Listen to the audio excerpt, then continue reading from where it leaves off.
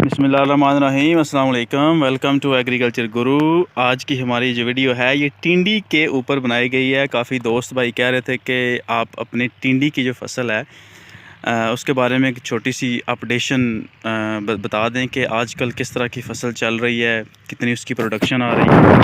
तो मैं अभी खेत के अंदर ही खड़ा था।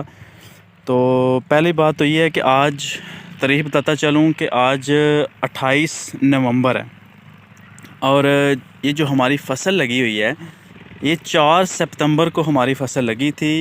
यानी कि अभी तकरीबन 2 महीने होने में हमारी फ़सल अभी 6 दिन कम है, यानी कि अभी 2 महीनों की हमारी ये फ़सल नहीं हुई।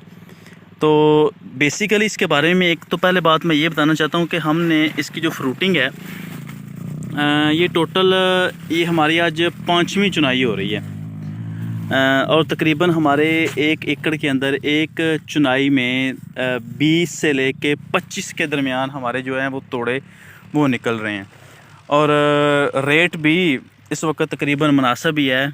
जो मंडी के अंदर रेट है तकरीबन 1000 के आगे पीछे है, कभी 1000 है, कभी 1100 भी गया हुआ था और 900 पे भी आया है।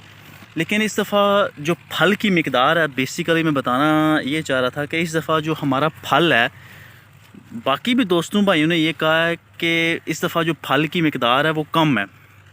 ये चीज़ मैंने भी ऑब्ज़र्व की है कि इस दफ़ा जो फल लगा हुआ है एक तो थोड़ा लगा हुआ है और दूसरा इस दफ़ा जो हमारे पौधे हैं उनके अंदर समझ लें कि क़ुव्वत मदाफ़त जो है ना वो बड़ी थोड़ी है। और मेरा जो मैंने चीज़ को ऑब्ज़र्व किया वो ये है कि बेसिकली जो हमें बीज मिल रहा है ना ये हमारे मुल्क के अंदर ही पकाया गया हुआ है। बीज वाली जो कंपनी है सारी चोर बाज़ारी शुरू की हुई है उन्होंने। ये खुद ही बीज पका के ये हमें कहते हैं जी ये हाइब्रिड बीज है और ये हमें हाइब्रिड के रेट के ऊपर ये बीज देते हैं।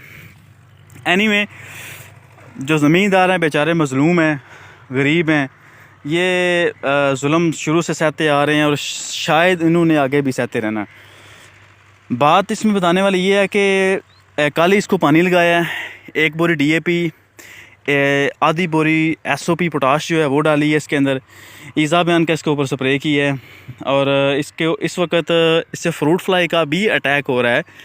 तो ट्राइक्लोरोफॉर्म किसी भी कंपनी का जहर जो है वो अगर आपकी फ़सल के अंदर कोई मसला बना है, आपको फ्रूट फ्लाई का महसूस हुआ है कि किसी जगह के ऊपर उसने डंग मारा है, क्योंकि जब भी वो किसी पौधे के ऊपर उसके तने में वो डंग मारती है वो तना वहाँ से गल जाता है। अगर किसी फ्रूट के ऊपर डंग मारे तो वो वहाँ से गल जाता है। तो दोस्त भाई अक्सर कहते हैं कि शायद ये डोनी मेल्ड्यू आ गई है या गलाव आ गया है। तो ये थोड़ी सी मतलब इसमें गौर से देखने वाली बात है कि जो फ्रूट फ्लाई है उसका जो शिकार पौधा है या फल है उसकी कंडीशन क्या है, और अगर किसी जगह के ऊपर वायरस आ गया तो उसकी कंडीशन क्या है। ये भी आप पौधा देख रहे हैं, ये वायरस का समझ इफ़ेक्टिव है, तो इसके साथ भी कोई चीज़ नहीं लगी हुई। लेकिन हम कोशिश वैसे यही कर रहे हैं कि अगर किसी जगह के ऊपर वायरस वाला जो पौधा है वो हमें मिले, हम उसी को वहीं से उखाड़ के तो दूर फेंक देते हैं ताकि जो दूसरे पौधे हैं वो इससे इफ़ेक्टिव ना हो सकें। ये आप देख रहे हैं, ये भी 2-3 पौधे फेंके हुए हैं।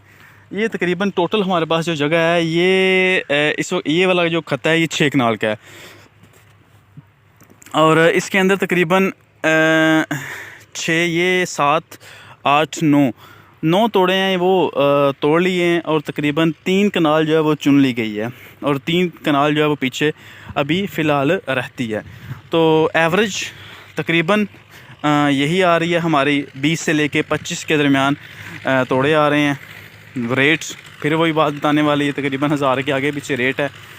लेकिन फिर भी अल्हम्दुलिल्लाह दूसरी फसलों के साथ अगर कंपेयर करें तो इसकी जो प्रोडक्शन है वो बहुत अच्छी आ रही है। चलें अभी आपको इसकी जो तुड़ाई हो रही है वो आपको दिखाते हैं कि तुड़ाई किस तरह से की जा रही है।